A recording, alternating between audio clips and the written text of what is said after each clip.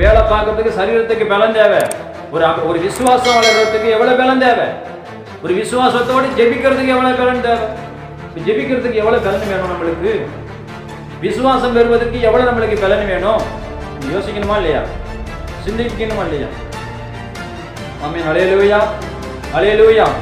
அப்ப தேவனாம மகிமைப்படட்டும். தேவனுடைய பிள்ளைகளுக்கு விசுவாசம் தேவை, பரிசுத்த ஆவியானவர் தேவை, வரங்கள் தேவை. ஆமென். அல்லேலூயா.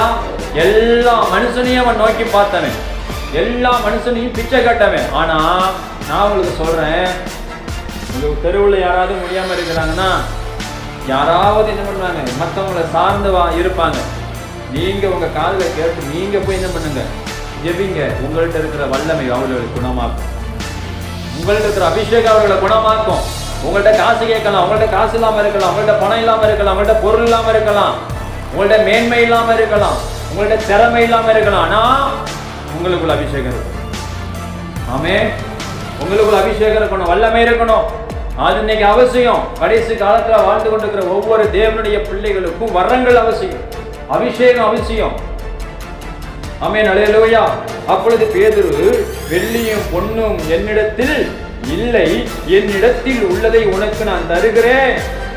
அவன் என்ன சொல்றாரு? என்னட்ட ஒண்ணு இல்லப்பா, என்கிட்ட ஒண்ணு இருக்குது, இன்னொன்னு இருக்கு. ஆவிக்குரிய வரங்கள் இருக்கு, ஆவிக்குரிய அபிஷேகம் இருக்கு. கிறிஸ்து இயேசு எனக்குள்ள இருக்கிறார், சத்திய ஆவியானவர் எனக்குள்ள இருக்கிறார். உன்னை குணப்படுத்த, உன்னை சுகப்படுத்த, உன்னை பலப்படுத்த, உன்னை நடக்க வைக்க, உன்னை ஓட வைக்க, உன்னை எழுப்பி சம்பாதிக்க வைக்க எனக்குள்ள ஒரு வல்லமை இருக்கு. அதை நான் உனக்கு தர்றேன். ஆமென். அல்லேலூயா. வசனத்துல நம்ம வாசிக்கிறோம், நசரேயனாகிய இயேசு கிறிஸ்துவின் நாமத்தினால நீ எழுந்து நட என்று சொல்லி. அல்லேலூயா.